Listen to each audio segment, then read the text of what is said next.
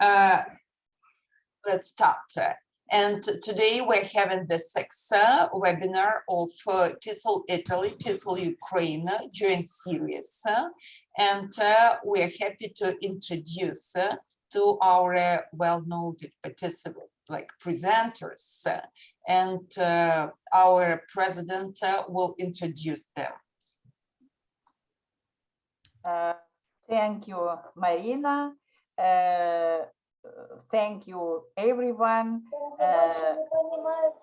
online for coming here, for participating in our webinar.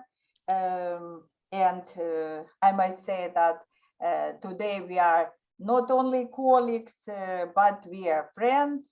And I've realized in the morning that I'm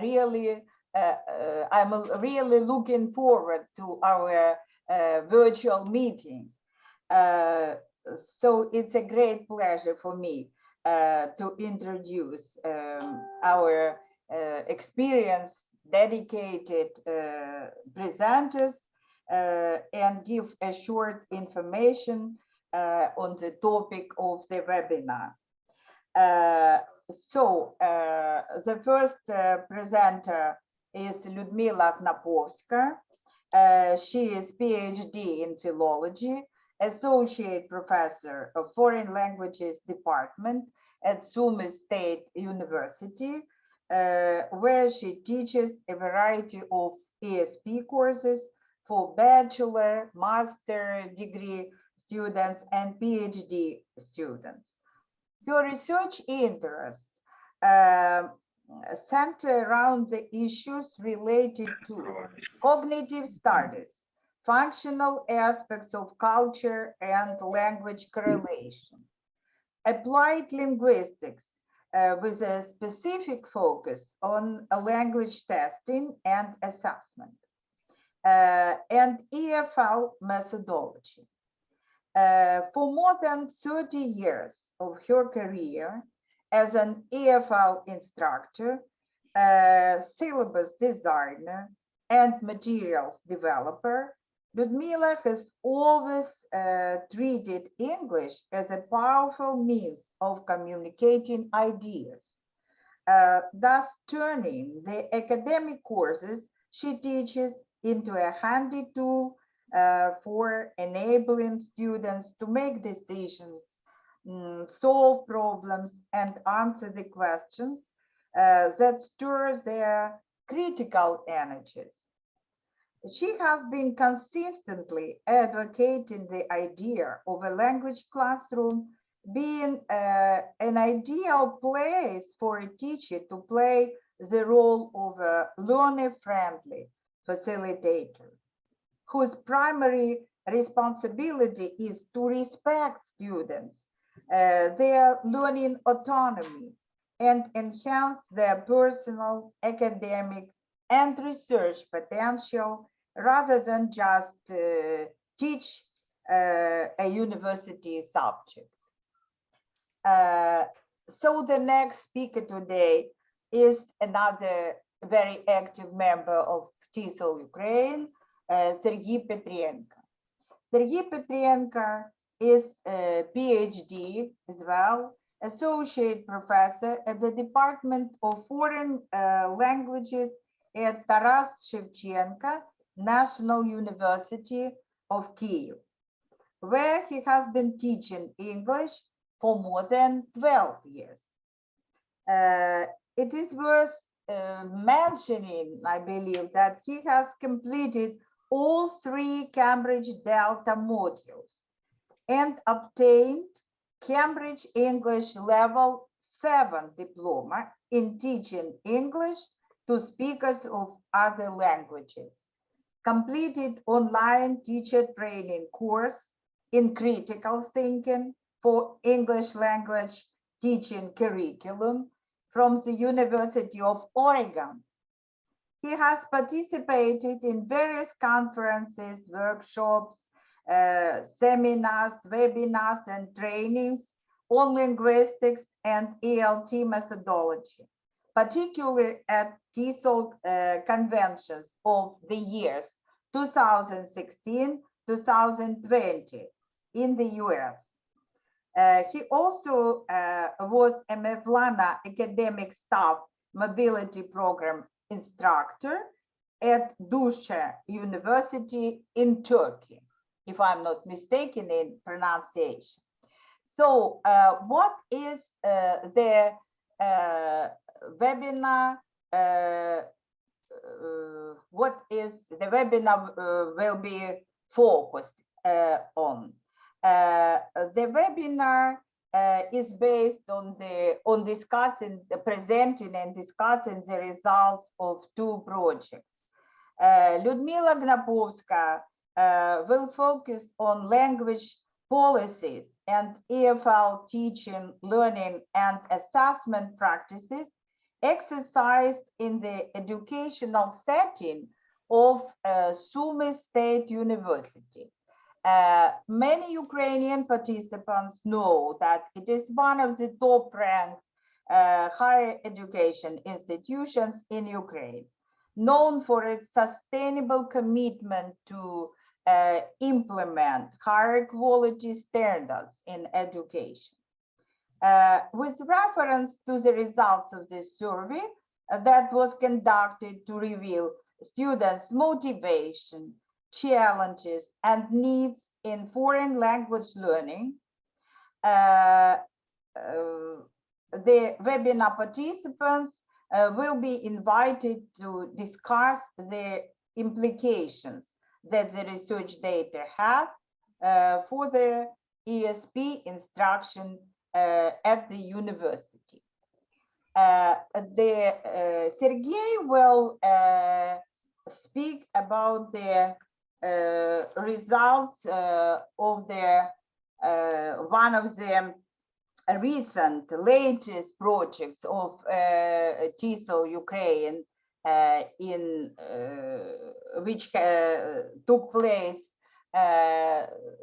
in autumn 2021, and this talk will be focused on the experience of teaching and assessing ESP for instructors of various disciplines.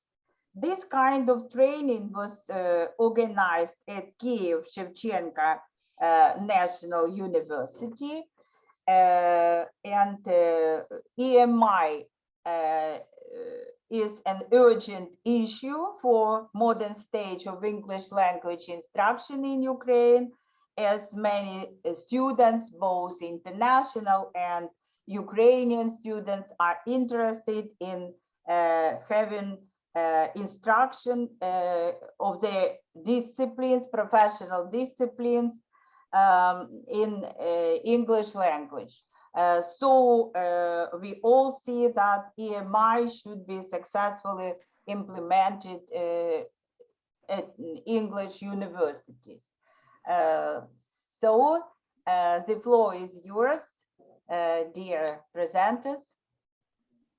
I'm sure all the participants will be challenged and interested. Okay, thank you, Lena. And just good evening, everyone. I know everybody's very much tired and we are just a bit late. I'll try to be as brief as possible, though I don't promise I will be. Well, just, you know, it's Vyshivanka Day today in Ukraine. So here on the map of Ukraine, you see on the slide, you can see that every region of Ukraine has its own national ornament. And I see that some people are wearing Vyshivankas today. So my congratulations to everybody on this day of our ethnical culture. Well, what I'm going to talk about today is about the case of our university. And just the subject of my talk is TESOL in a Ukrainian setting, QUO VADIS. Actually, we will take a look at some of the issues related to foreign language teaching and learning at our institution. Well, but just to begin with, I'd like to mention that unfortunately nowadays the news on the front page, or the news on the page of our official website don't look as bright as they used to look earlier. Well, the building of the university after bombarding, foreign students who have to leave Sumy, the university showing the deepest sympathy to the families of students who have been killed in the battlefields, students volunteering, and this is what our classrooms look like today. But what we're going to focus on is what Sumy State University was before the 24th of February, when our students volunteered on completely different occasions, when our classrooms looked completely different, when our foreign students had completely different emotions on their faces.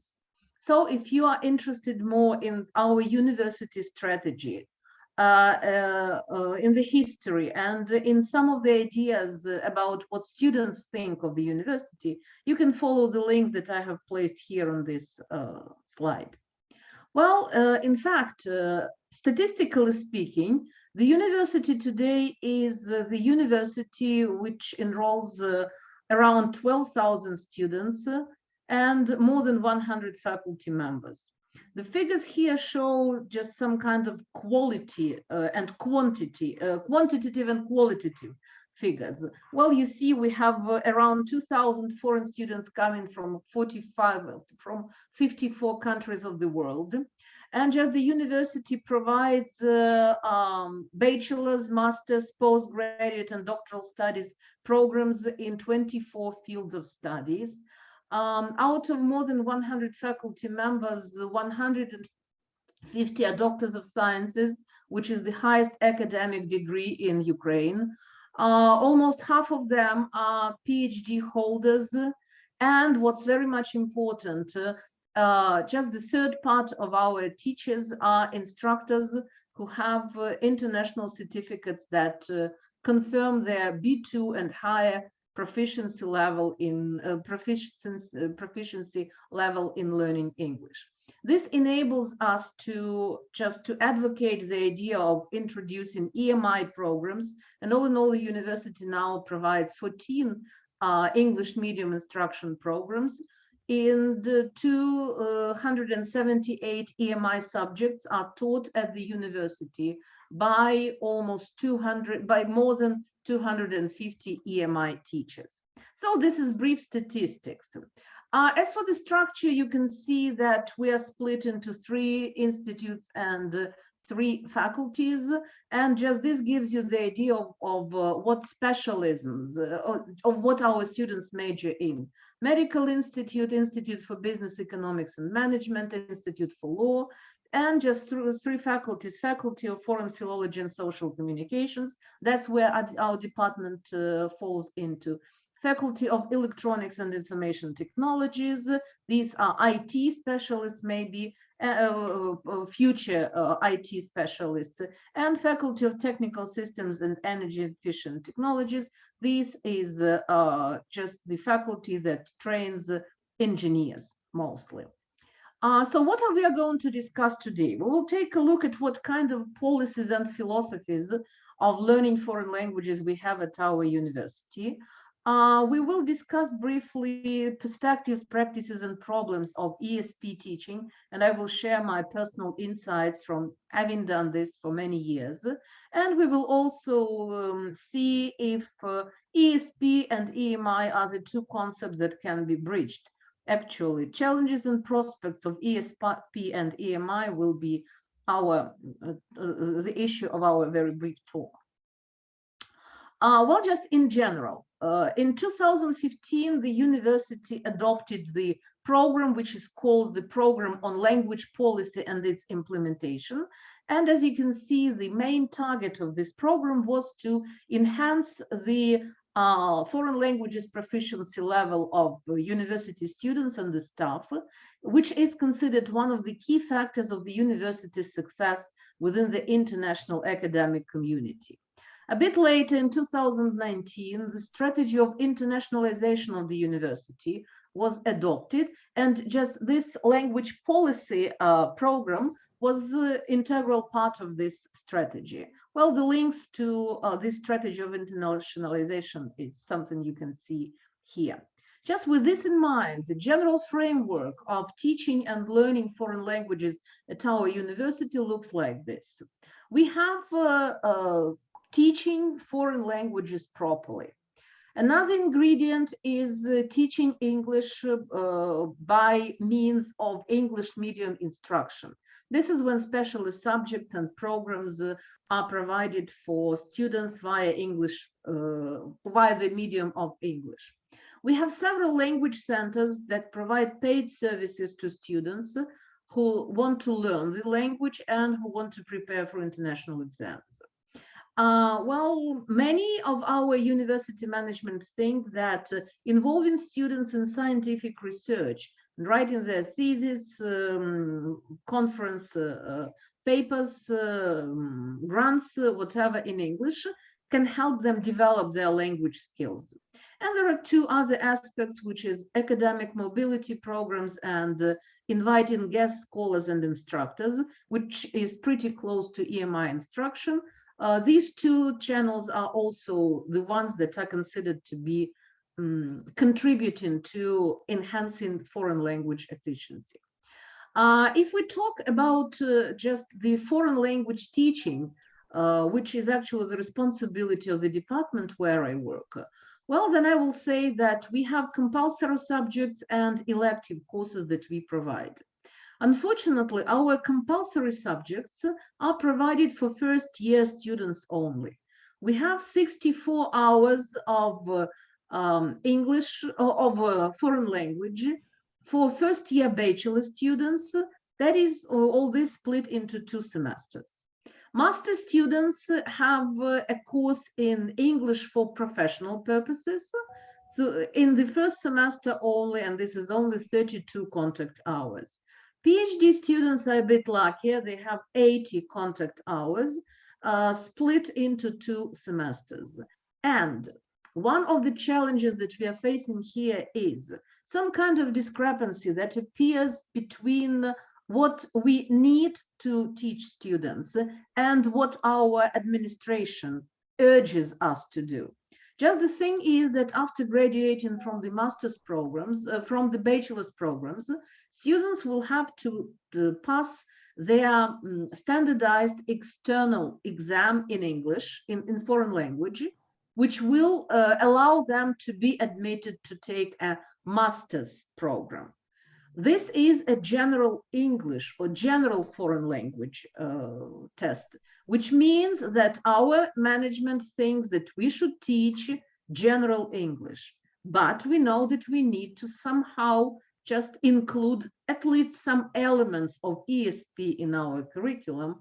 So we are just trying to dance on the tabletops, actually between the tops of the 2 tables. And most of the ESP that we provide for our students is taken through elective courses that students can choose from the list, from the catalog, just with 32 contact hours per semester. What I'm going to do now is I will make reference to the research that was made by our Laboratory for Quality Assurance Monitoring, just to see how this language policy program actually works. You see, the research was representative enough. It enrolled 648 students who were 2nd, 3rd, and 4th year bachelor students and 1st year master students. You see just what this research aimed at.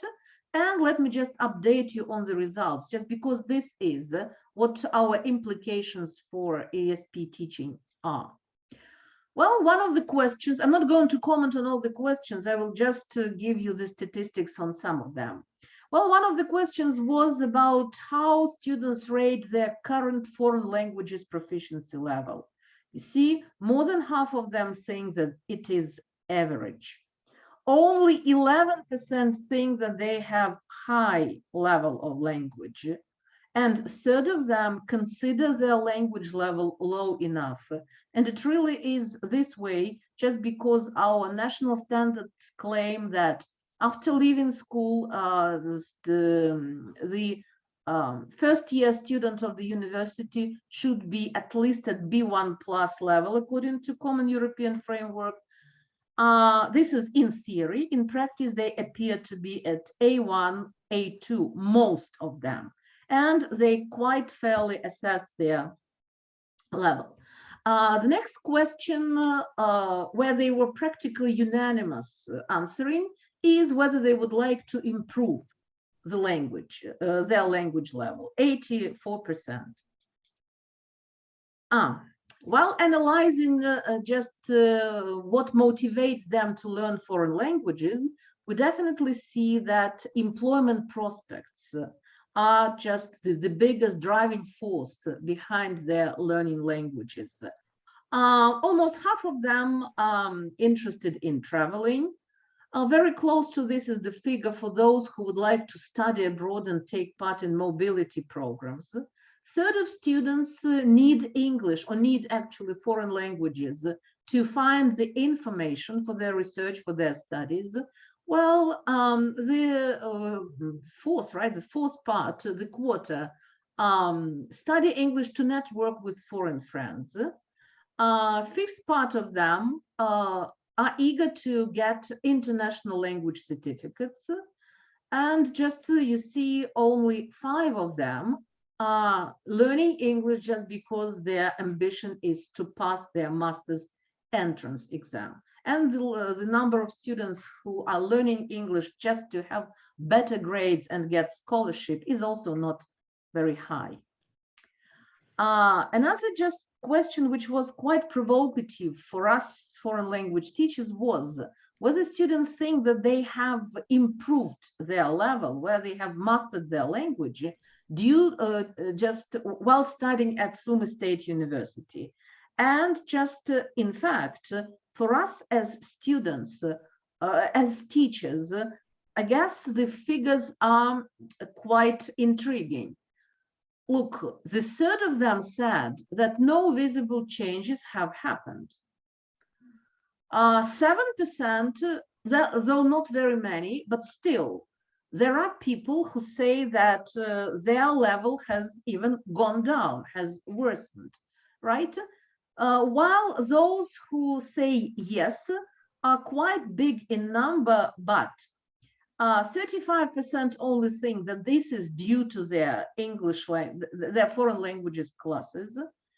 24% think that this is due to their own efforts.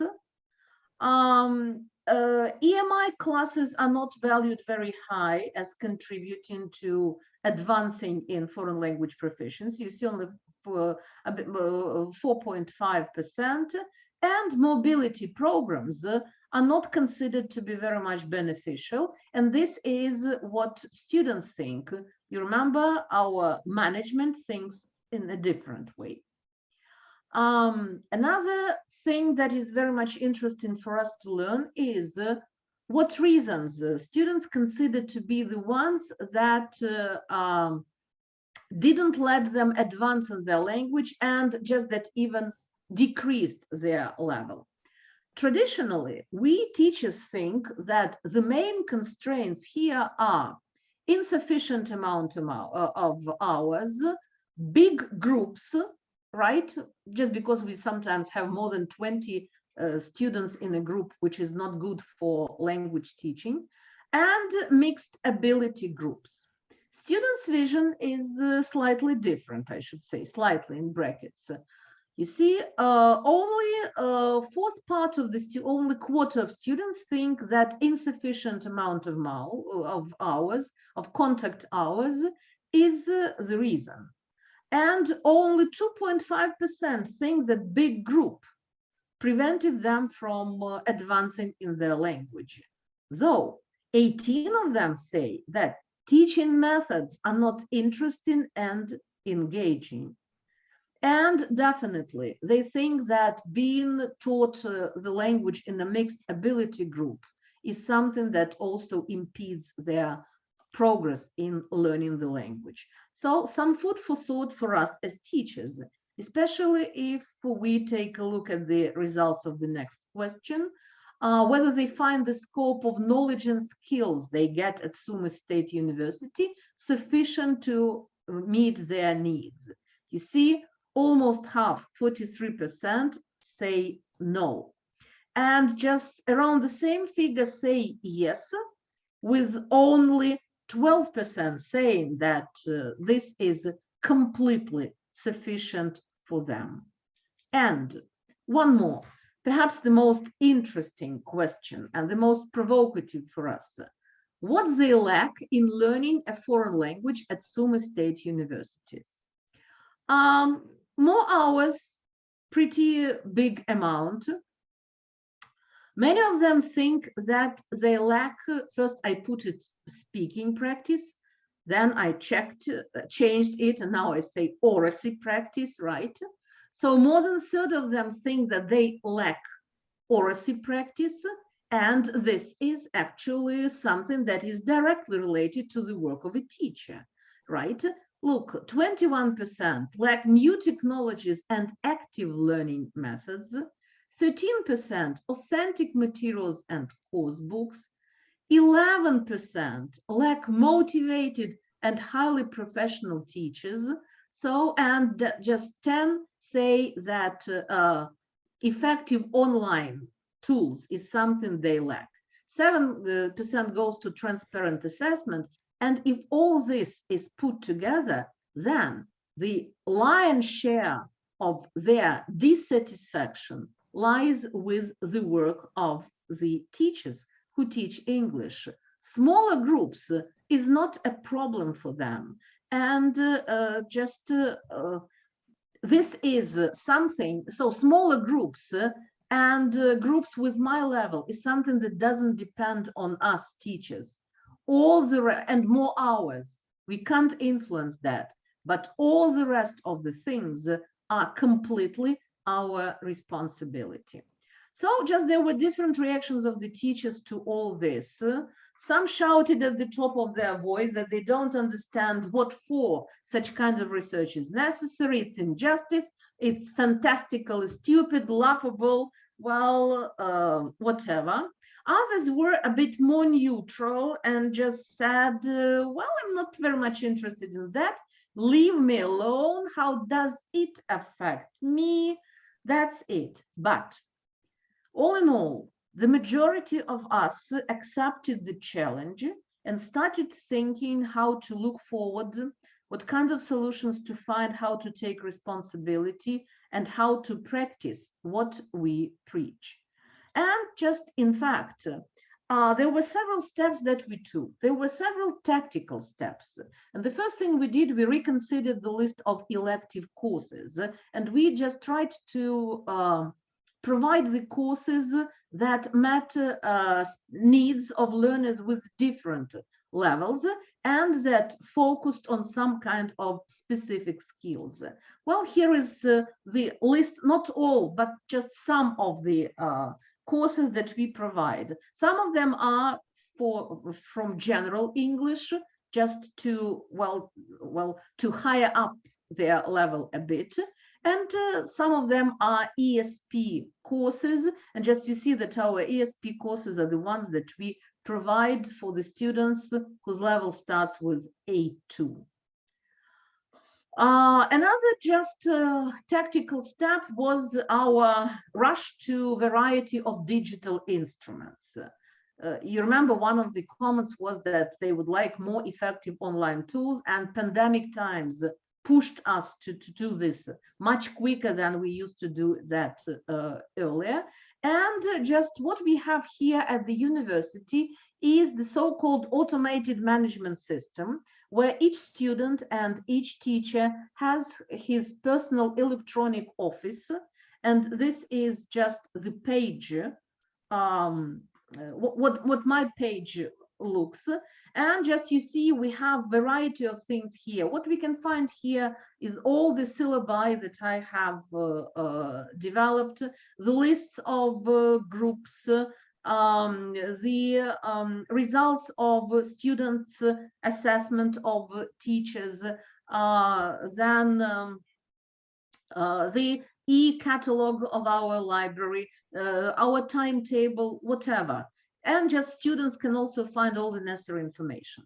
One of the things here is what we call mixed learning, and this is the platform which was launched at the university long ago, long before all the rest of the universities started introducing some digital tools. And this is perhaps one of the drawbacks. Now our mixed platform is more of a challenge and trouble than the benefit. It hasn't been upgraded for many years. It has been, but the level of this upgrading can't compete with, say, Google services or Moodle platforms. So just formally, we are registered there and we place some of the materials there so that just our management won't get crazy about us not doing so. But mostly what we love more is Google Classroom, and some other digital platforms and tools like Jamboard, like Padlet.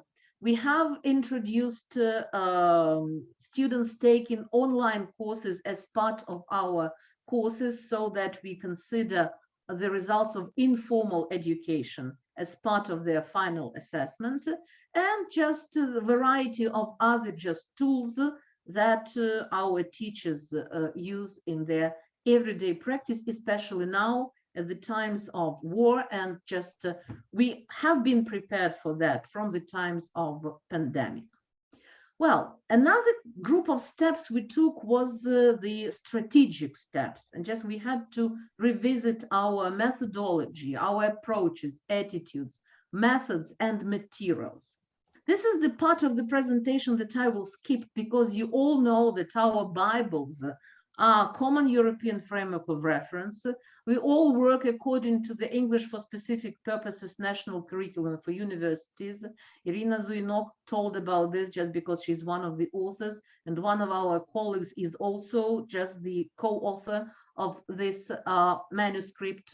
Well, then we listen to and we follow some of the recommendations that were given to us, to the British experts, after the British Council project English for Universities was launched and then finished. The result was this publication, The Internationalization of Ukrainian Universities, and just I will make reference to some of the points from it there. So I couldn't say that the approach, the action-oriented approach, it can-do approach of Common European Framework of Reference was new to us. We actually had been using it for a long time, and I'm not going to tell you the basics of all this. Well, just we looked critically at what we do in terms of this approach with reference to what kind of learners we're working with. You know that the 21st century learner is completely different from the learner we used to teach even 10 years ago. And just those transversal competences or soft skills or emotional intelligence that they are very often referred to is something that we should focus on. And just this is where the starting point for our changing attitudes to methodology should be. I won't say much about how we transferred from teacher-centered to student-centered approach, how we started to respect students' learner autonomy, how we started working on the development of their critical thinking, how we focus on I can methodology rather than I know methodology. You know all this much better perhaps than I do. Well, and I'm not going to comment on each of the parts of this teaching and learning cycle, where just we start with instruction, lead a learner to some kind of performance, give them feedback, and just the student gets feedback from the teacher, from his peers, and gives self-feedback. Well, and then while being equipped with a variety of tools, while he starts applying all these skills. And at this stage, the step of teacher's instructional adaptation starts when we see just how to adapt our instruction to the learner's needs after we have seen what and how they have applied this. And then the next cycle of instruction starts. I'm not going to talk much about what task-based language learning is, because I would like us to focus on some of the examples of just this. And the key concept here, which is very much necessary, is the concept of authenticity. And this is something we very often forget. Well, just researchers say that authenticity has actually two meanings. One of them is that these are authentic materials produced by native speakers with communicative purposes. Another meaning says that authenticity is about the communicative activity of the language use, with using materials which shouldn't necessarily be authentical. And actually, the very concept of authentic materials is quite debatable, because if we take an authentic text and adapt it slightly or greatly to the needs and level of our students, then the question arises whether we can consider this material authentic any longer. So in fact, what we understand under authenticity is just a relation of the relatively artificial situation of the classroom to the real life situations that the student will have to face outside the classroom. That's why the question why authentic materials should be used, why authentic textbooks, why authentic tasks and authentic assessments should be used, is actually the one that answers the challenge of linking the formal and to some extent artificial environment of the classroom with the real world in which we hope our students will eventually be using the language they are learning. And in fact, I would like to take a look at this authenticity with respect to, well, just in three perspectives. One, about textbooks, right? One of the comments that the project tutors gave to the Ukrainian ESP community is that although international materials are now available, there is a continued requirement to produce metodichkas in most institutions, right? And what they recommend is to make a move away from institutionally produced and highly specific ESP textbooks called metodichkas in favor of authentic textbooks.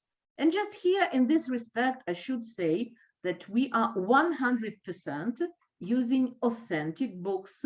Some of the titles are the ones you see on the screen. Not so bright is the perspective with the tasks. And I would like just to share with you one of the memories when I was heading the department and when I was observing the teachers from my department. I once attended the lesson of one of the very experienced teachers who thought that she knows everything and she is the best. And just I saw this kind of communicative activity in her class. Students were working in pairs. Each pair, one of the students in the pair took a card, and the task was explain to your partner the meaning of this word combination.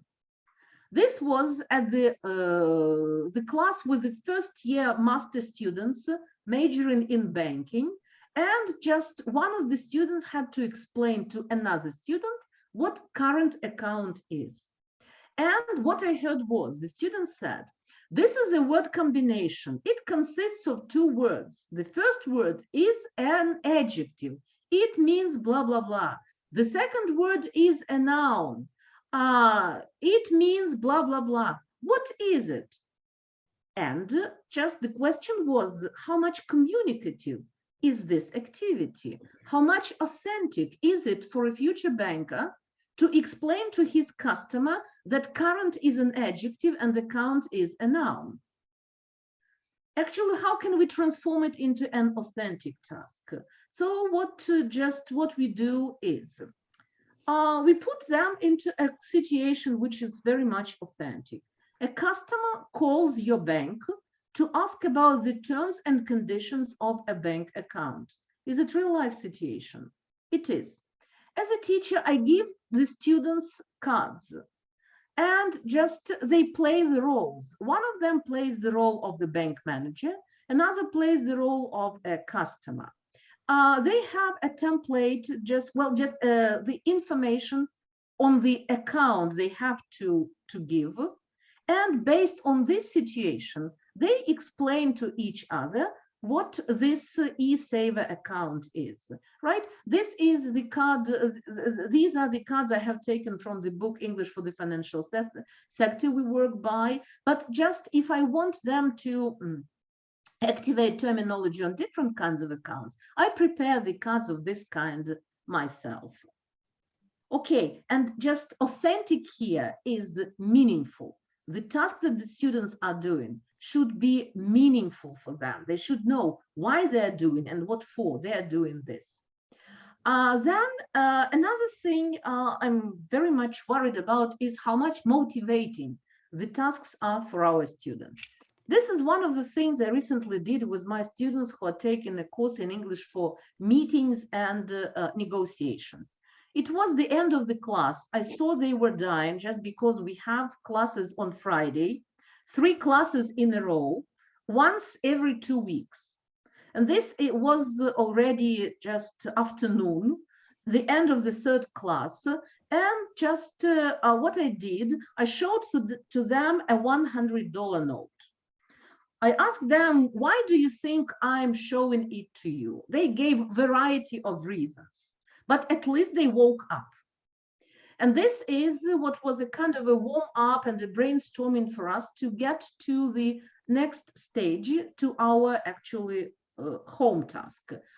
We started working on problem solving, and I was to introduce them to some strategies and the languages, techniques and the language of solving the problems. So just on the Padlet, they got a task. Just again, in fact, this $100 note was for them to win a $100 bonus, pretending they are workers of the company employees, and the company offers this bonus for those who would suggest how to save company money, right? And just they got this task on a Padlet. They gave their comments on all this, their ideas, the way they can it, just because that was the very, very beginning of our problem solving. Then in class, we discussed this, right? Then we spoke about just the strategies of solving the problem. So just the first stage is to define the problem, just define the objective, and then make a suggestion. And we worked on the language of making suggestions.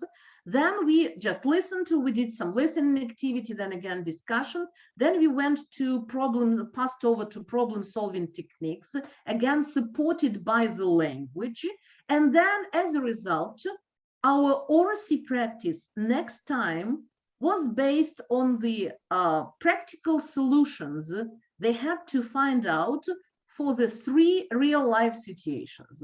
One of them was, for example, the owner of a Mexican restaurant in San Francisco faced a dilemma. She wanted to advertise, but couldn't afford to pay for space in the local newspaper or for airtime on the local radio situation. Students were to come up with at least 3 alternative suggestions based on the language and on the strategies we discussed. And then again, next time we discussed and then we moved forward. I guess it's pretty authentic and it's motivating just because they know why they're doing. This is something that they can face in real life. Okay, you remember that one of the things that students were not happy about was lack of active learning, right? How I personally make it active. With my master students of international business, we were also preparing to take part, just to negotiate. And that negotiation was about just the football transfer. Mostly boys were in that group, so the topic of football was absolutely something that they were very much interested in. And just one of them was a team of Manchester United managers. Another was a team of managers who represented a young footballer who was to be transferred, right? But just before we go to that negotiation, before they put into practice all the things they had to find out about the prices for Manchester United transfers, about the policies, so they had to do a kind of a research before they come to the negotiation table. Just we were to discuss what principled negotiation is about, and just what actually what kind of tactics and strategies they need to use.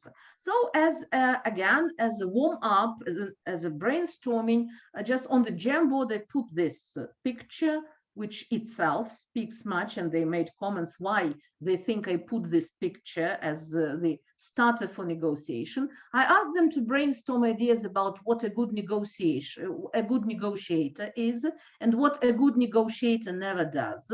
This is what they think.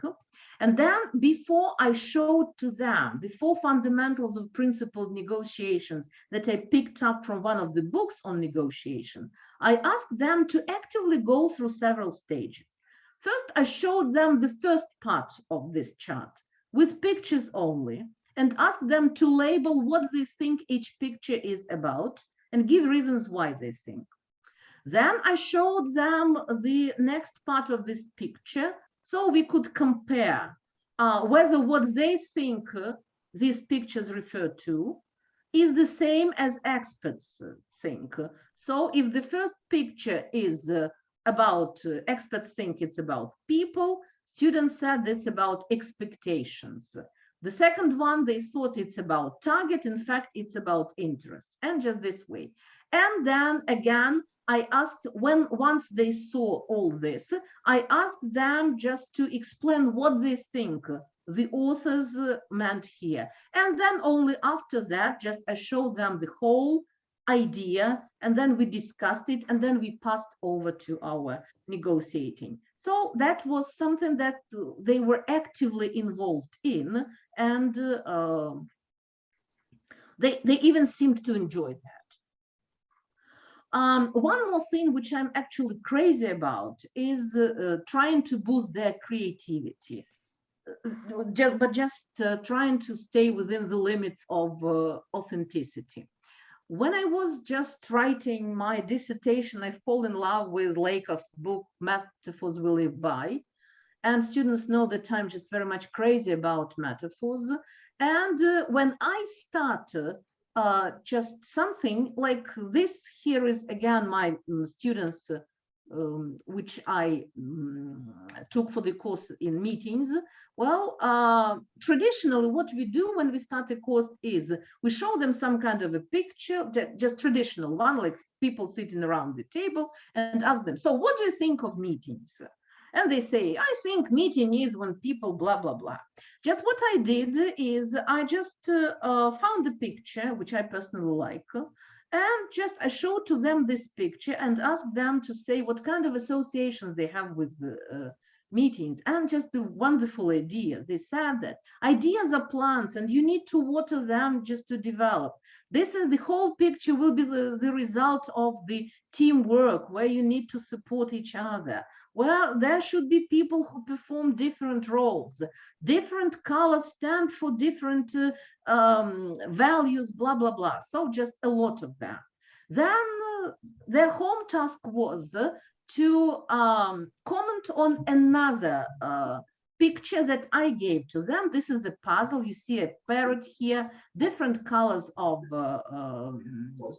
hands, and puzzle where people take a puzzle. And I asked them just to pay attention to as many details as possible and make as many, draw as many associations, elicit as many associations from that as possible. And just I was very much surprised to see that my vision was completely different. Well, for example, I thought that parrot is a chairperson who monitors everything, right? Well, different colors of hands stand for people that may come from different cultures, so that might be taken in the multicultural concept.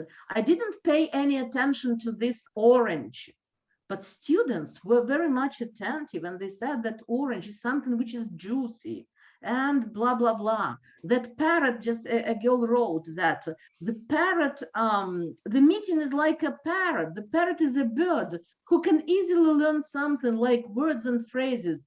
As in meeting, everyone learns something new for himself. There was another interpretation. The meeting is like a parrot. The parrot is the only bird that can communicate, and meeting can't be without discussion. So they came up just with wonderful ideas. And one more task that I asked them to do was just to find a picture that represents their idea of a business meeting. And again, explain. And just they came up with wonderful ideas like meeting is a construction, cooking in a restaurant, climbing, playing football, blah, blah, blah, with a good deal of things that gave us the idea of what meeting should be about. And then we started just actually working on the strategies of meetings. One more thing about tasks is how much reflection-driven and reflection-driving they are. This is what I call. I asked them to keep the learning journal. For some class, I give them the template. For some, I ask them just to do it on their own. Like, for example, one piece was that when we were talking about sharing skills, I asked them to list the functions of the chairperson and search all the resources that I gave to them for the language that they can use to perform these functions. Another focus was on strategies of diplomatic disagreement. There were 5 strategies we discussed, and some language samples, they came up with a lot more searching for the materials. So this is what drives their reflection on what we do. That's it. Now we come to the perhaps most difficult part, which is assessment. And again, those tutors of that project said that assessment is really something that is a very, very weak point with ESP teaching community. Well, I'm not going to talk much about the principles of assessment. We will discuss that in that professional development program that we will hopefully launch either in June or in autumn. Well, but just this is the framework that is based on Bachman and Palmer's concept of test design, development, and analysis, who think that test usefulness is the cornerstone of assessment, with validity, reliability, practicality, authenticity, transparency, security, and the washback being the ingredients.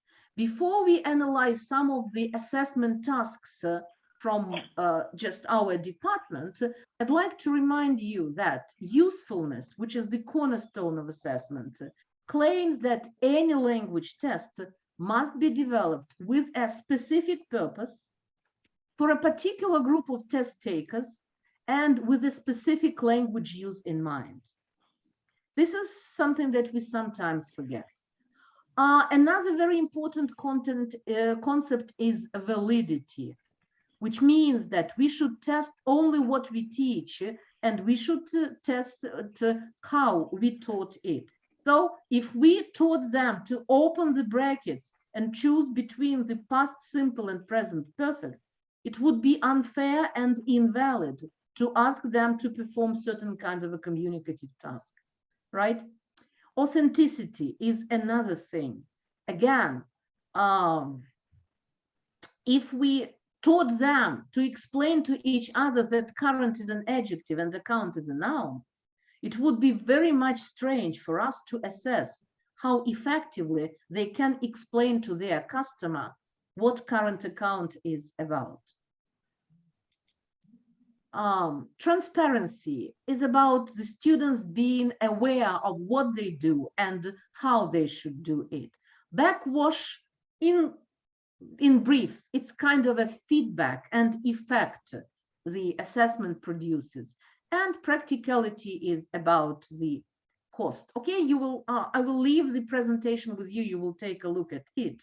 Right now, I'd like you to take a look at some of the masterpieces of assessment, or I would rather put it as a little shop of horrors, of assessment horrors. Well, and just so that we could see how it all works. One of the tasks for the summative assessment of PhD students who have taken a course in English for academic purposes. The task of their summative assessment test is, just a moment.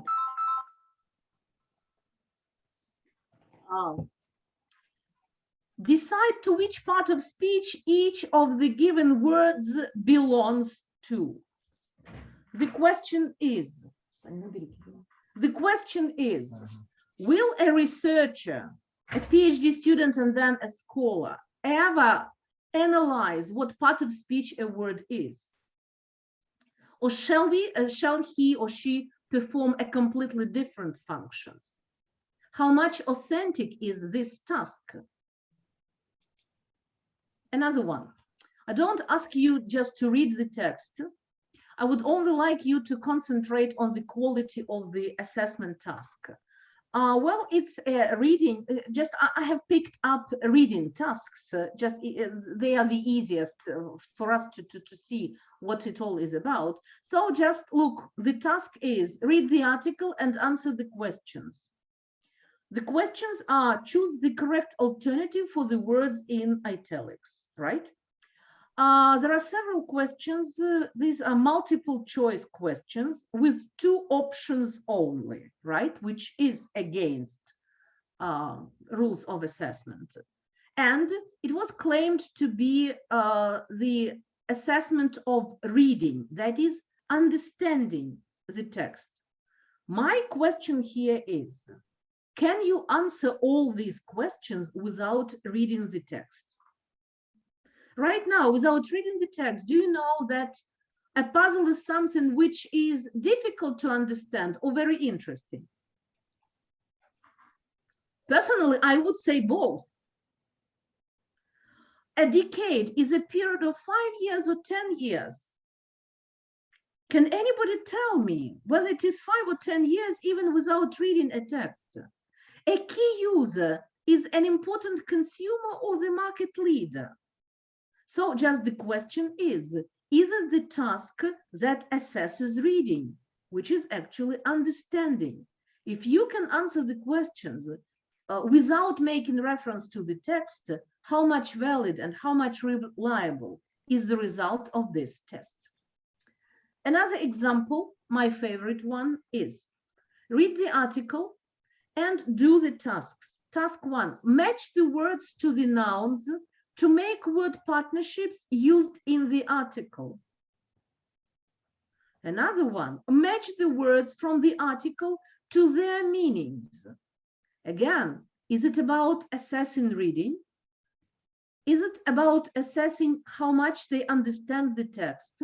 Or is it about just assessing their language knowledge? That's the question. Again, how much authentic, how much valid, and how much reliable is this test task? Another example. Again, read the text. Our favorite true or false format has been given as the task format. True or false? This is the answer, or this is the question, to be or not to be. My question is, as a test taker, am I clear about how I should record my responses? Shall I write T or F? Shall I put plus or minus? Shall I circle the true answers or shall I tick the false ones? No information for the student on how to perform, how to record the results. Then again, the question is, can you answer the questions without reading the text? If a question is, assets are things of value which belong to a company, is it necessary to read the text to answer the question? If you reveal something, you hide it from someone. Is it necessary to read the text to understand what's this? Besides, please take a look. A lot of words have been underlined. It's Grammarly, right? It checks everything. So the teacher who designed this test, and this was a high stakes end of module test, didn't even bother formatting it and just spacing it appropriately, checking spelling, whatever, which is the violation of the face validity of the test. And perhaps my favorite, again, read the article and answer the questions. Answer these questions, and there are several questions with the lucky 13 here.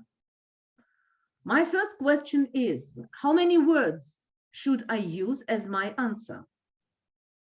Usually, if we have open-ended questions, we say, you should use not more than 5 words. Then, I should also know whether only notional words count, or whether articles and auxiliaries and contracted forms will be counted as a word. One more thing, does spelling matter? So it's not clear. A wonderful question. Look at number 12. The question is, who was Thomas Edison? Again, can you find out, just can you write who Thomas Edison was without reading the text? Look here, lucky number 13. Give 2 examples of how research in one field leads to innovation in another. Grammarly underlines it. The teacher takes no notice. What should students think? Shouldn't it be leads? Oops, this is a stupid teacher. Face validity of this test is under threat. Besides, give 2 examples of how research in one field leads to innovation in another will definitely be a kind of a writing task, not reading. At least open-ended questions usually require that the answer is limited.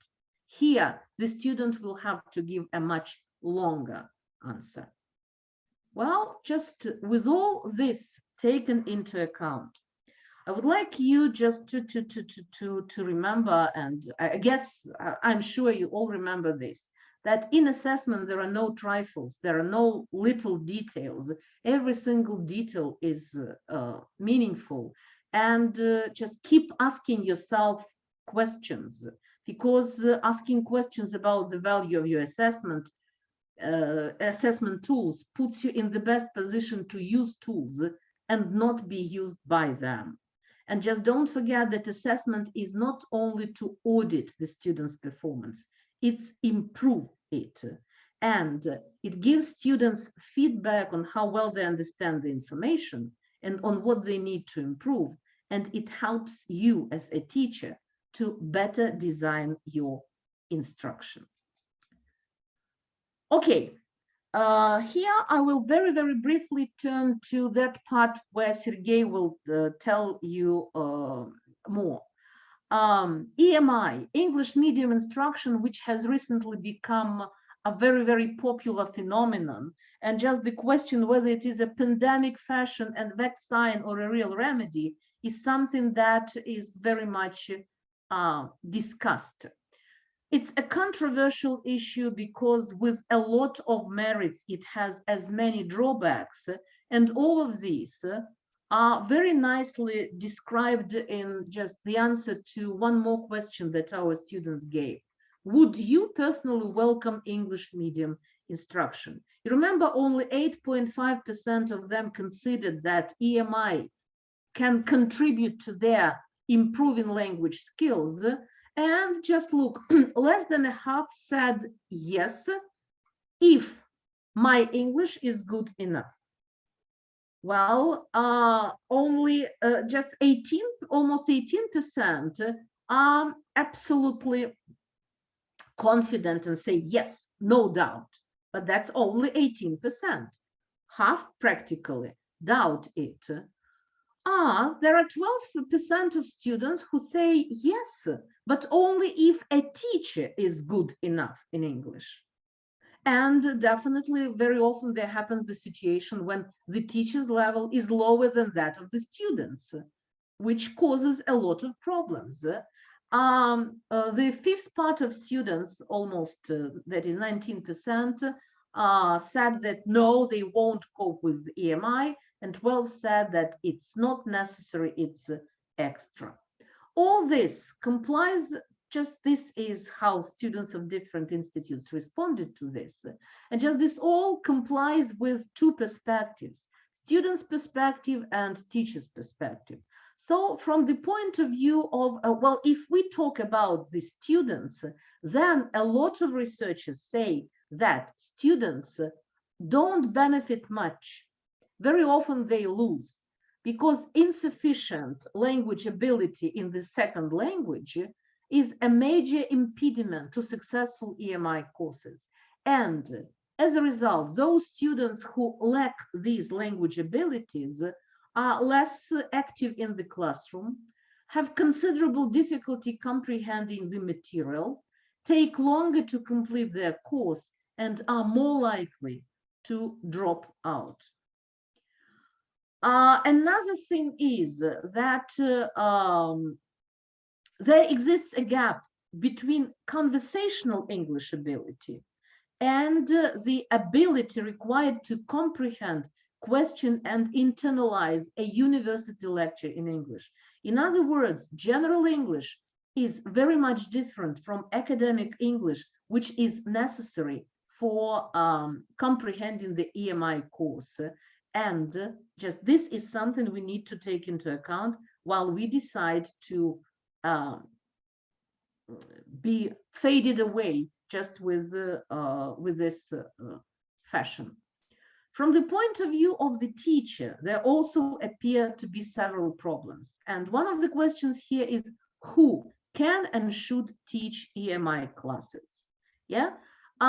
It's difficult to find the faculty who are both willing and able to present their lectures in English. And sometimes it appears that highly skilled professor in his subject loses students' respect just because his English is sometimes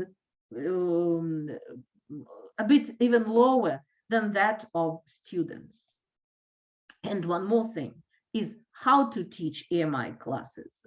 Just because a lot of EMI teachers teach in English, but stick to the old methods, like come in front of the classroom, lecture, and leave the room. Come to the seminar, ask and answer questions, and that's it. That's why, first of all, some of the teaching methods that they can borrow from foreign language teaching is something that they can do.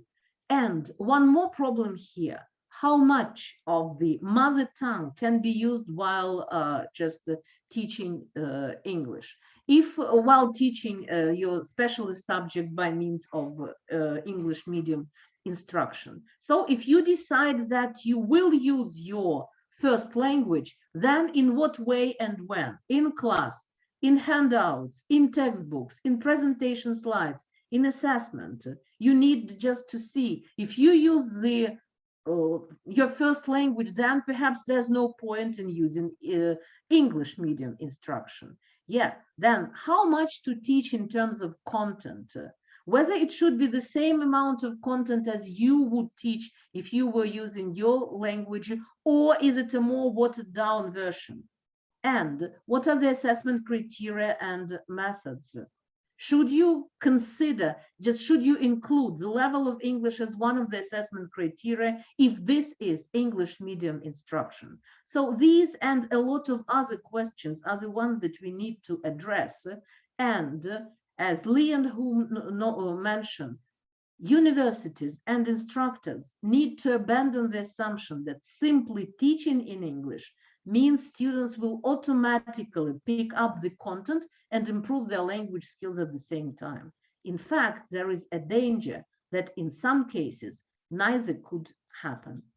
And the remedy might be in using CLIL, that is content and language integrated learning. This was the subject of our discussion in our TESOL-Ukraine summer school last summer. And just all in all,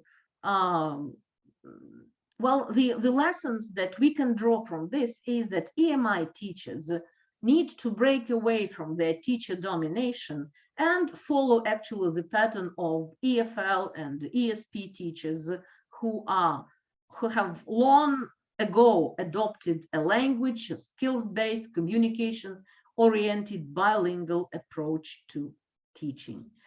And the final thing is that universities that are serious about implementing EMI classes are to be responsible and invest in such courses appropriately. Invest both in terms of finances and in terms of training, pedagogical training, both theoretical and practical. And this is what Taras Shevchenko National University of Kyiv pioneered in Ukraine. They invested in such kind of a course, and Sergey will tell you some details about how this course was run. At this point, I thank you for your attention. I am awfully sorry for keeping you so long. Sorry again. If you have some questions, please address me. Here is my email, and I will share my presentation with you in case you would like to pick up some more details from that. I suggest that we should answer all the questions after Sergey's presentation, right? Yes, yes. So thank you very much. Thank you, Ludmila. Thank you. Good evening, everybody. I'm Sergey Petrenko, Associate Professor at Taras Shevchenko National University of Kyiv. Last Thursday, the presenter Irina Zoyanok paid attention to the project done by her students about Italian culture, and she showed some Italian body language. And guess what? I watched the Eurovision second semi-final that Thursday, which was in Torino in Italy, and the hosts were also discussing Italian body language. So I think the topics that we are discussing today will be beneficial and so on. So thank you, Ludmila, for your wonderful presentation, and as well of introducing some challenges, maybe not challenges, but drawbacks of EMI course.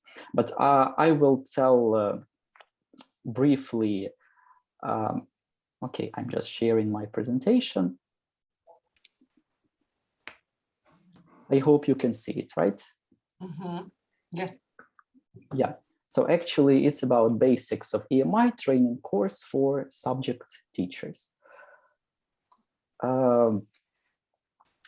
Today, I'm going to give a brief introduction to the course that we pioneered at Taras Shevchenko University, at least how we launched it together with TESOL-Ukraine. So the first question to you, what is EMI? You can unmute yourselves or write it in the chat, just so that we can understand what EMI is and how is it different from ESP or CLIL or any other words that we heard today.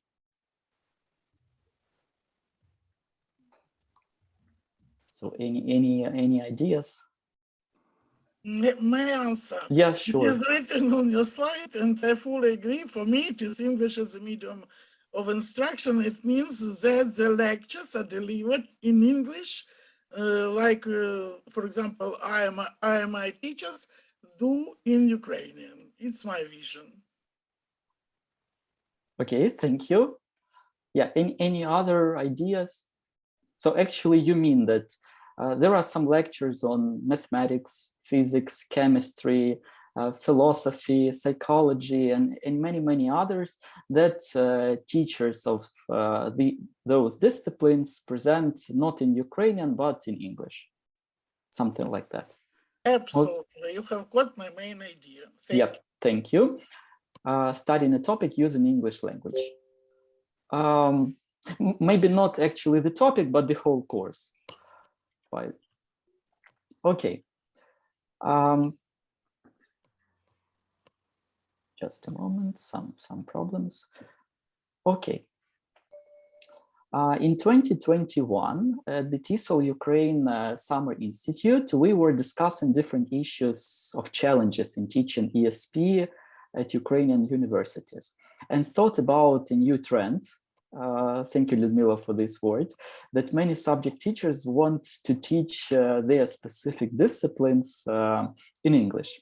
Therefore, we decided to start with the needs analysis in the universities we work. For example, at Taras Shevchenko National University of Kyiv, which is considered to be the leader of all Ukrainian universities, the needs analysis has shown that the pilot EMI course will be beneficial for the teachers and for students. However, because of COVID-19 and that the presenters were from different Ukrainian cities, we decided to provide it online in autumn 2021. You can see what the preparation of this course consisted of. The needs analysis, the level of participants, English language proficiency. So we suggested that it should be B2 level. Then we started to plan the course topics, looking for presenters. The presenters are experienced university teachers, active members of TESOL-Ukraine, because they are experts in different spheres of EFL and ESP methodology. They participated in various courses and projects by British Council, TESOL-Ukraine, national, international conferences. For example, today's speaker, Lyudmila Gnatovska, last week's speaker, Irina Zoyanok, and other speakers who presented before. The course comprised 60 academic hours. Almost half of them were devoted to speaking clubs. We were lucky that Regional English Language Office of the Embassy of the United States in Kyiv provided with a native speaker, English language fellow, which was really beneficial to incorporate, because just attending the workshops with the new material was not enough. And actually those speaking clubs were really helped the teachers, participants, to not to be shy and to be ready to communicate and present. So this is how it looked like. After conducting the needs analysis, we planned the topics that could be beneficial to our participants. You could see them on the slides, on the slide. So these are like needs analysis as well. So we did needs analysis for our course, and actually for every course should be the needs analysis, and we tried to explain it to them. Basics of some learning objectives of EMI, lesson planning, learning how to learn vocabulary or present some different reading and listening activities, learning environment and culture, how to give successful lectures, assessment. Now I will show you one example, several examples from those workshops.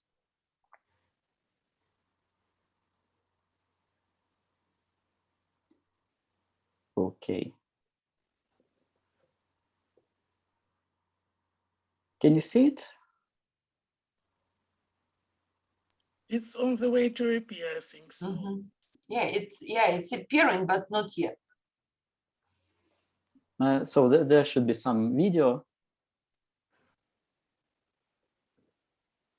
Okay, I will try one more time. Sometimes it can happen. What about now? Yes, we'll see, Serежа. We'll How's see. Now we everybody see doing it, yeah, today? Yeah. Good? All right. And So today you're we're here, going right? to learn how to draw a cone. We're going to draw a cone in perspective. Another way of saying perspective is 3 dimensions, 3D.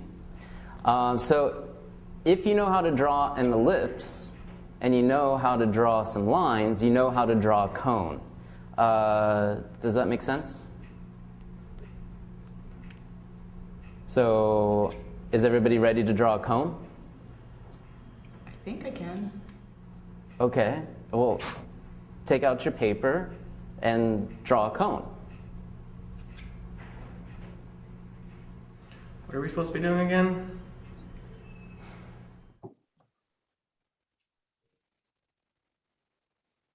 Okay, so actually you can hear some misunderstanding, like the wrong instructions, no background knowledge, and at the same time, students do not understand what to do.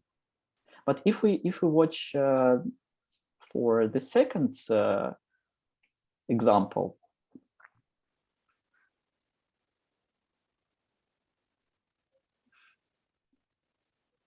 How's can everybody you doing see, today? right? Excellent. All right, so for today's lesson, we're going to learn how to draw a cone in perspective. Another way of saying perspective is three-dimensional, or 3D. All right, so I know that everybody's had a crazy weekend. Last weekend was Halloween. Annalise was talking about how she was, what were you? I was a circus ringmaster. Circus ringmaster, that's awesome. Right, so I know all of you have been thinking about Halloween, and so I want to get you back onto track of what we're doing in class. So let's review some of the things that we've learned so far. So we've learned some 2D shapes. 2D is two-dimensional. So what are some of the two-dimensional shapes that we've learned so far? A circle. A circle, right. What else? Square. Square. Triangle. Triangle. This is easy, right? All right. One other one. The ellipse. Ellipse. Right. Okay. All right, so we've also learned some 3D shapes. What are some of these 3D shapes that we've learned? Sphere. Sphere.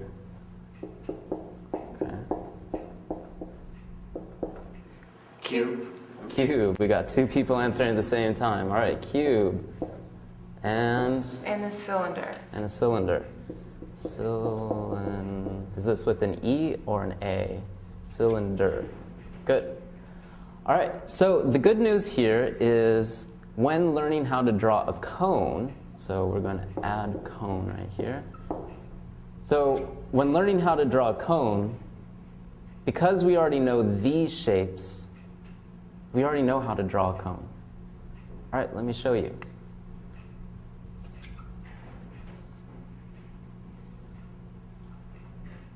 What two shapes do you see? A triangle. There's a triangle And an ellipse. and an ellipse.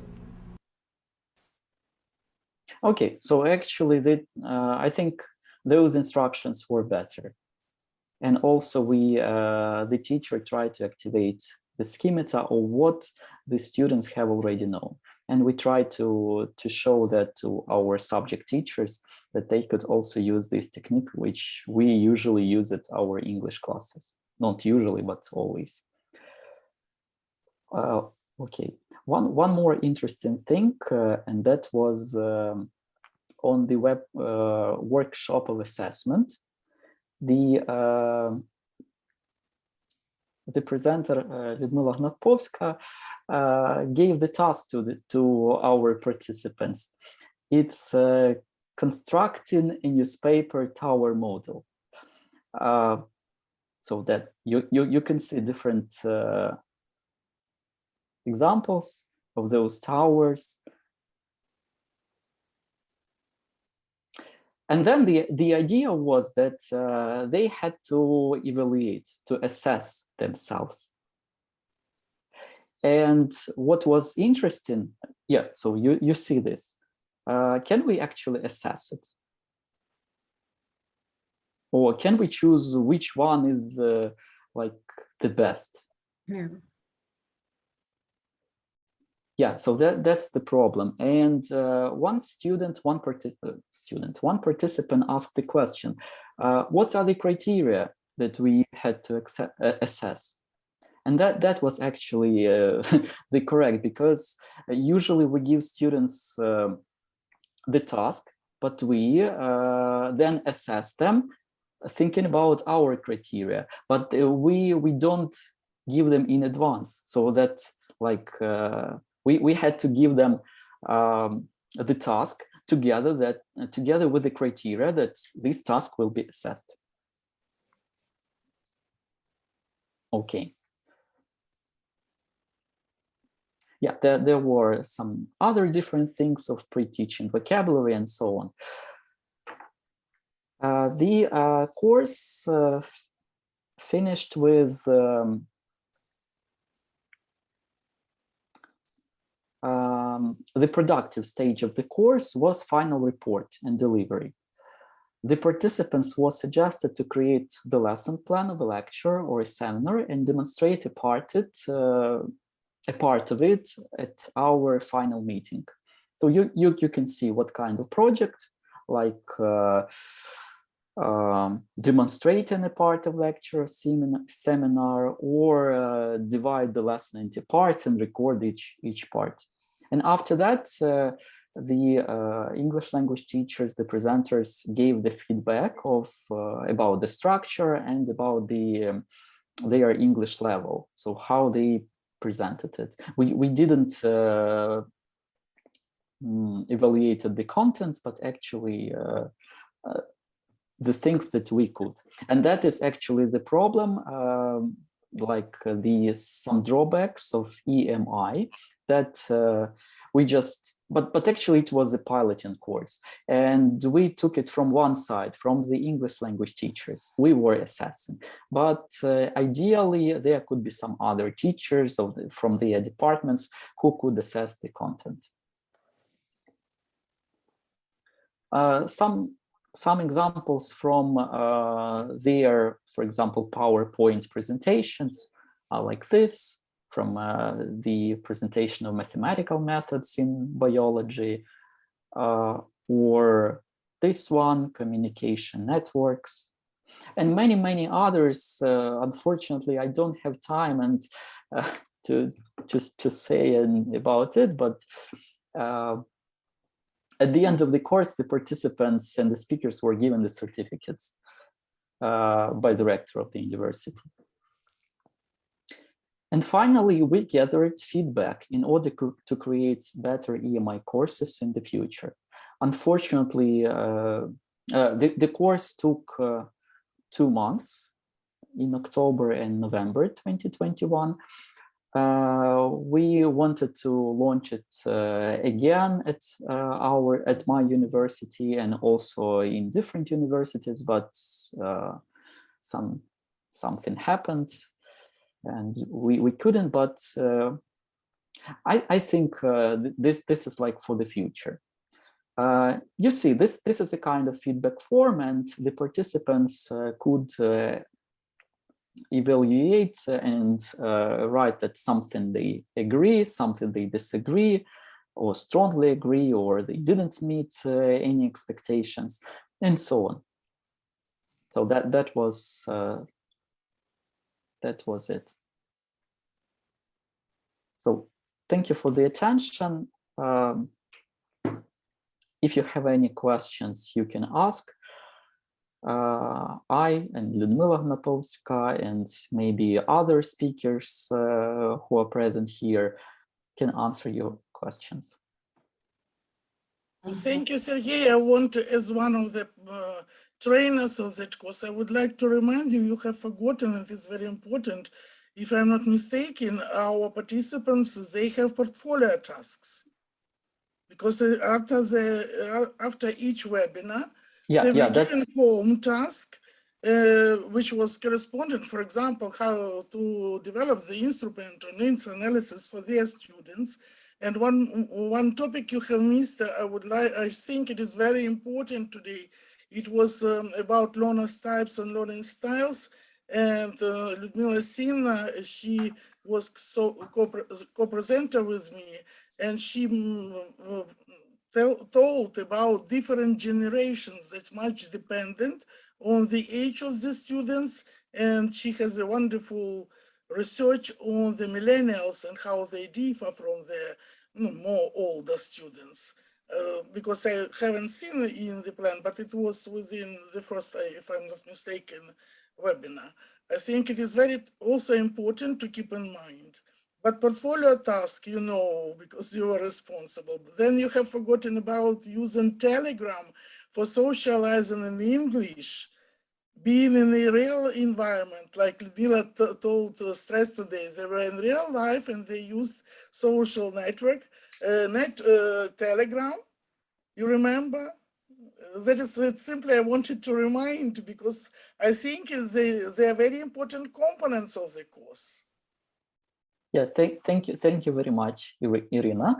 Actually, yeah, so well, in the stage of planning, we planned the homeworks, and after every workshop, the participants were asked the homework by the presenter, and plus one task was to their portfolio, so that at the end of the course, they could use all the techniques proposed by the presenters and they couldn't forget about them.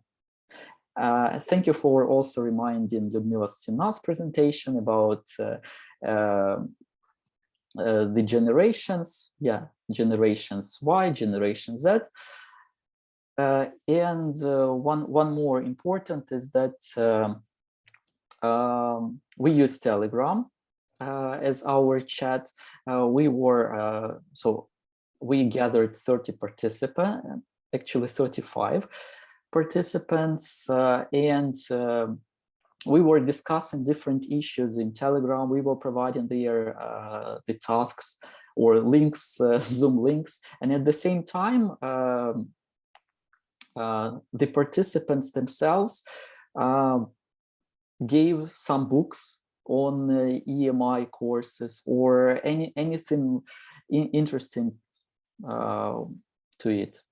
So that was really important. And during our workshops, we, as they were online, we tried, so the speakers tried to use different platforms. They were like Padlet, Peer Deck, okay, just forget My about favorite, Jamboard. Yeah, Jamboard. And actually, what is more interesting, for every speaker, there were favorite platform. Because for me, it was Peer Deck, for you, Jamboard, for Lyudmila Hnapovska, Padlet, and so on. So that's why for every workshop we had a different speaker. That's why we could show the variety of different sources, the variety of different approaches. And the participants could eventually choose the ones they could like. And may I again intervene, because unfortunately we haven't made a video, if I'm not mistaken, about the final workshops. Imagine we have listened to nearly 30 different kinds of lectures in different areas, starting from marketing, mathematics, something connected with neurophysics, if I'm not mistaken, chemistry, Chinese culture, or something like this. But it was so interesting to see the elements of our course, which we're trying to share the ideas and how they activate vocabulary at the beginning. Really, it is better to see and maybe to feel how it was rewarding for us, because it was piloted project. We have, for the first time in our life, we have decided to pilot it. But I think it was a success, and I know Sergey has feedback what his professors said. And moreover, rector was present at the beginning of the course, I would like to say, and he also listened to some of the lectures, if I'm not mistaken. Yeah. And he also spoke English, by the way. Absolutely, yeah. Okay, thank you, Irina. Maybe any other comments, questions? Ludmila wants maybe, because she's very creative. She was really great in her creativity. I'm waiting for your workshop, Ludmila, in creativity. What kind of workshop do you expect from me? On creativity. Okay, we'll think of that. Would you like me to add something on that EMI course? I said that as one of the trainers, I felt that was a very, very much challenging thing. One thing is when you come into the classroom with students, whether it is offline or online. A completely different thing is to enter a classroom of experienced teachers who know much more than you do and who think that English is not a serious subject. Sometimes they can think so. And when they sometimes come to the classroom knowing that they know everything and there is nothing they can learn. Well, just fortunately, that kind of audience was very much responsive and they were just absorbing all of the ideas. They picked up a lot and they were very active and they were very much motivated and they were very much learnable, I would say. But just I would like to get back to what Sergey said, that while listening to their presentations, we couldn't assess the content. We only focused on the language. And this is one of the biggest problems in ESP assessment. Just while we are assessing especially productive skills like speaking, or now we call it oracy, or writing, right? Just we can't be 100% sure that what students are speaking about is worth an excellent or a good mark. That's why when my students make their final projects or when they make their presentations or whatever, I usually tell them, from the point of view of content, you may be talking about 100% rubbish. I will never be able to just to assess how much rubbish it is. What I can do is to see whether you have convinced me that this rubbish is something worth listening to. That's why at some point at the stage of final presentations, we invited EMI teachers and just we made just double grading, where EMI teachers focused more on the content and we as ESP teachers focused more on the language. But that was quite time and effort consuming. And I should say that EMI teachers are not very much willing to do this kind of a job, like we ESP teachers are not very much willing to do some translation for them or something like that, just because this is part of their life. This is part of their workload and part of the work that they do for free. That's it. But all in all, the course really was fantastic, and just the audience was very much responsive, and that was, though very much challenging, but quite rewarding experience. And just experimenting with that towel, this was the activity that I picked up from one of the projects I used to participate in. I was actually not sure whether serious EMI teachers of Taras Shevchenko National University of Kyiv would accept it as a kind of a serious activity. And I didn't expect that there would be so many towers that they would create and that they would be so much enthusiastic. And what I was shocked with was those wise questions that they asked, and just those were exactly the questions I expected them to ask about those criteria. How can we assess blah blah blah? I was just trying to lead them to the basics of assessment, and they felt it. And then we explained just all this. So really, that was a very nice experience. And just if you let me, I saw some questions and some comments in the chat, and let me just very, very briefly respond to them. There was just a question from Irina, I guess, who are the designers of those Shop of Horrors? Well, I'm not going to give you the surname, it doesn't matter. It wasn't me, believe me.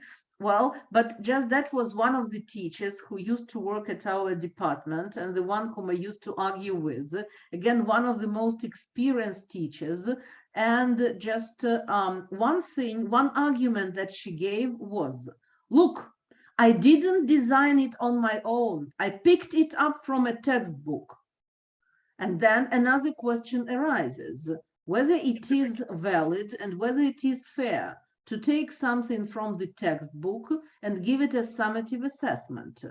And just one more thing, what can be good for classroom, what can be good as classroom activity might not work well as an assessment task, especially if this is summative assessment, which in many cases for students is a high stakes test. If they fail, they can just lose their scholarship. So just, I'm not going to give the surname of the author, but just another question was whether an article is the only In genre. that case, I'm awfully sorry because I know that you were in the project on assessment. That was my question comes from. I thought that it was some kind of official standardized test. That is why I asked. No. That was no. Because I know you were in the project. That is why the question. No, And that was I picked up the examples from the from your work of the department. department staff. So thank you. This is when I was heading the department. I had access to all the materials they use, just because I collected them and just I had heated arguments with some of them. And whether an article is the only genre, no, it's not the only genre. It all depends on the specialism of the students. Well, we use emails just for reading. We use emails, we use reports, we use memoranda, just a lot of them, and it depends on a lot of things. And there was one more comment that topics that I raised can be argued as just because the settings are different in different universities. Really, I do agree with this, but just the subject of my presentation was a case of Sumy State University. So I was talking about how things are happening in our academic environment. That's it. If there are some other questions you would like to ask me, I would be happy to answer. I know how much tired you all are. Marina, unmute yourself. We don't hear you. So it looks like other questions can be asked via email. Yeah. So thank you so much. There was a really profound explanation of what we're doing in SP and EMI. And thank you, Ludmila. Thank you, Sergey.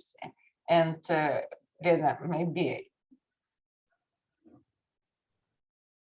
Thank you, Marina. Thank you, the presenters. Oh, thank you, Maria. Grazie. Thank you for, you know.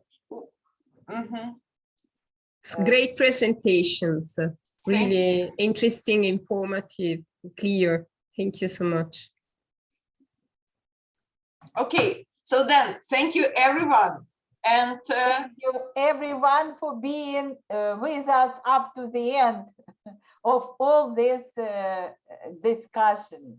Really, the presentations are meaningful and informative as usual, and we hope to meet everyone next Tuesday when our Italian partners will be hosting.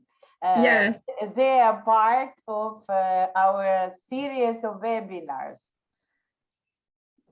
In the chat, I just want to remind that our next speaker is Professor Emeritus QUO.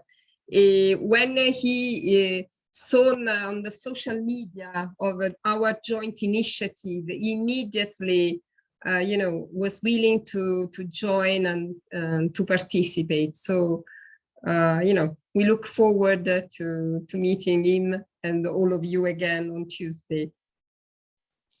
We do. Yeah, we are looking forward to meeting all of you next Tuesday. Thank you. Thank you, and have a good weekend. Yeah, bye-bye. Bye. Bye-bye. Bye-bye. Thank you. Bye. Bye-bye. Thank you. Bye-bye. Thank you. Bye-bye.